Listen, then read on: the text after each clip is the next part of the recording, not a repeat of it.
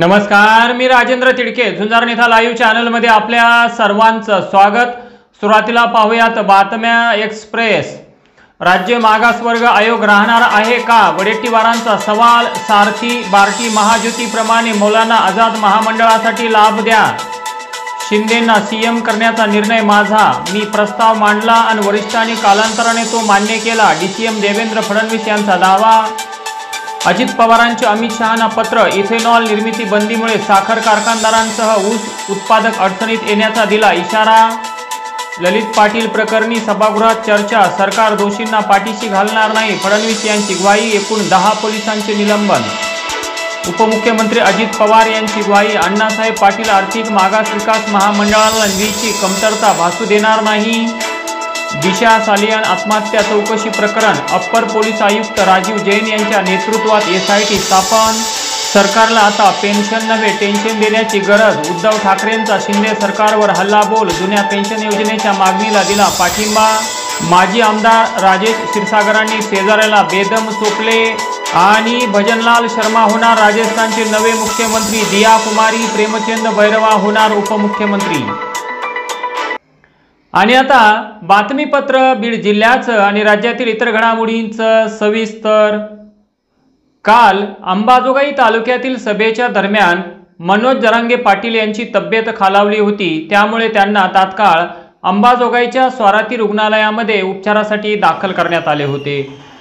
त्यांनी रात्रभर सलाईन आणि उपचार घेतल्यानंतर डॉक्टरांनी त्यांना विश्रांतीचा सल्ला दिला होता, परंतु तरी देखील मनोज जरांगे पाटील आज केज तालुक्यातील बोरी सावरगाव आणि धारूर येथील सभास्थळी नियोजित वेळेत दाखल झाले। लाखोंच्या उपस्थितीत जमलेल्या समुदायाला मार्गदर्शन करताना जरांगे पाटील यांचा आवाज थरथरत होता। त्यांनी उपस्थित जनसमुदायाला खाली बसूनच मार्गदर्शन केले। मराठा समाजाला आरक्षण मिळवून देणे हे आपलं ध्येय असल्याचे सांगत सरकारने कितीही कानाडोळा करण्याचा प्रयत्न केला तरी मराठ्यांना आरक्षण मिळवून देणारच, त्याशिवाय आपण स्वस्थ बसणार नाहीत असे म्हणत मराठ्यांनी आपल्या लेकरांसाठी जागरूक रहा, एकत्रित रहा, हिंसक आंदोलन करू नका, आत्महत्यासारखे टोकाचे पाऊल उचलू नका, लवकरच आपल्याला आरक्षण मिळणार असल्याचेही जरांगे पाटील यांनी म्हटले। या दोन्ही सभेला प्रचंड प्रमाणावर मराठा समाजाने उपस्थिती दर्शवली होती। झुंजार नेता लाईव्ह साठी सूर्यकांत जगताप, किल्ले धारूर। लोकनेते स्वर्गीय गोपीनाथराव मुंडे यांच्या जयंतीनिमित्त गोपीनाथ गडावर आज राज्यभरातील चाहत्यांनी मोठ्या संख्येने उपस्थिती लावत त्यांच्या समाधीचे दर्शन घेतले व त्यांना आदरांजली वाहिली। यावेळी पंकजा मुंडे व खासदार प्रीतम मुंडे यांचीही उपस्थिती होती। आज सकाळपासूनच विविध धार्मिक कार्यक्रमांसह अन्य कार्यक्रमांची रेलचेल गोपीनाथ गडावर पाहण्यास मिळाली। सकाळी वैद्यनाथाचे दर्शन घेऊन माजी मंत्री पंकजा मुंडे व खासदार प्रीतम मुंडे या गोपीनाथ गडावर दाखल झाल्या। त्या ठिकाणी त्यांनी स्वर्गीय मुंडे साहेब यांच्या समाधीचे दर्शन घेतले व आदरांजली वाहिली। वनवास स्वीकारला म्हणून पूजन करतो। आपल्या शब्द पाळण्यासाठी पांडवांनी सुद्धा वनवास स्वीकारला म्हणून धर्मस्थापनेसाठी लढाई लढले म्हणून स्मरण करतो। आपण आपल्या जीवनामध्ये जो संघर्ष करतो, जो देतो, जो त्याग करतो, त्याचं समर्पण लक्षात ठेवून त्याचा संघर्ष आपण त्याला मोठं रूप देत असतो। मुंडे साहेबांचंही तसंच आहे। एका साध्या घरी मी म्हणलं जन्म झाला, शेतकऱ्याच्या घरी जन्म झाला। काही खूप जमीन जायदाद फार मोठी परिस्थिती नव्हती। 14 किलोमीटर शाळेत यायचे चालत परळीला। गरिबीतून शिक्षण घेतलं। अशा पक्षात गेले त्यावेळी वाटलं नव्हतं की कुणाला त्या पक्षाचं कधी सरकार आहे। आज सगळ्या राज्यांमध्ये देशामध्ये सरकार आहे, पण त्यावेळी यांनी रक्त आटवलं, खस्ता खाल्ल्या, रात्रीचा दिवस करून काम केलं। अक्षरशः सतरंजा टाकण्यापासून हा पक्ष उभा केला। त्या कार्यकर्त्यांना समर्पित आहे 12 डिसेंबरची ही सेवा। त्या कार्यकर्त्यांनी गोपीनाथ मुंडे घडवला, त्या कार्यकर्त्यांनी गोपीनाथ गड उभा केला, त्या कार्यकर्त्यांना समर्पित आहे। आमदार खासदार यांच्या भरवशावर गावे सुधारणार नाहीत। गाव पातळीवर ग्रामस्थच गाव सुधारू शकतात। गावची स्वच्छता ठेवा, वृद्धांना सांभाळा, ते पुण्याचे व महत्त्वाचे काम आहे। आपल्या गावात एखादा माणूस उपाशी झोपणार असेल तर त्या गावच्या सरपंचाला झोप आली नाही पाहिजे असा सरपंच असला पाहिजे।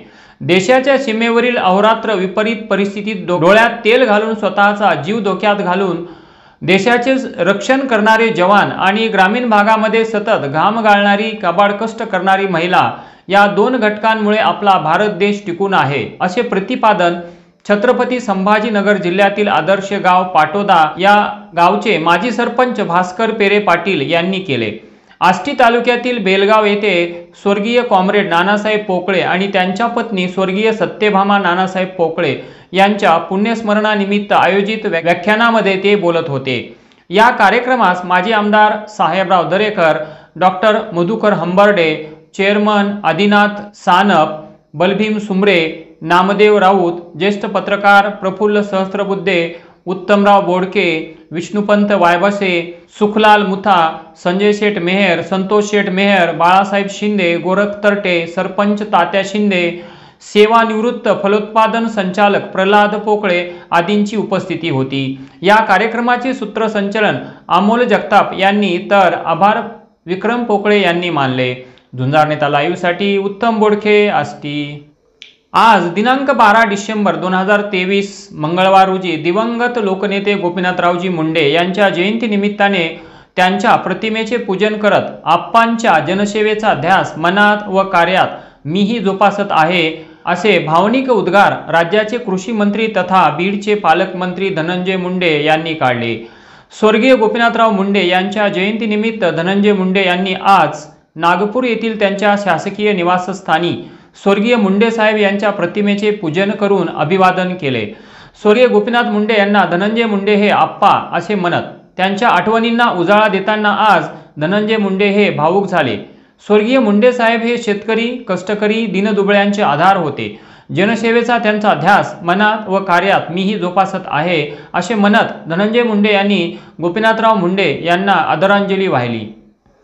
सोलापूर जिल्हा पुन्हा एकदा निर्घुण खुनाच्या घटनेने हादरला असून शेतीच्या वादावरून पुतण्यानेच शंकर प्रल्हाद जाधव वय 65 वर्षे या चुलत्याचा कुऱ्हाडीने गळा कापत खून केला व एवढ्यावरच न थांबता त्याने मुंडके धडावेगळे केले।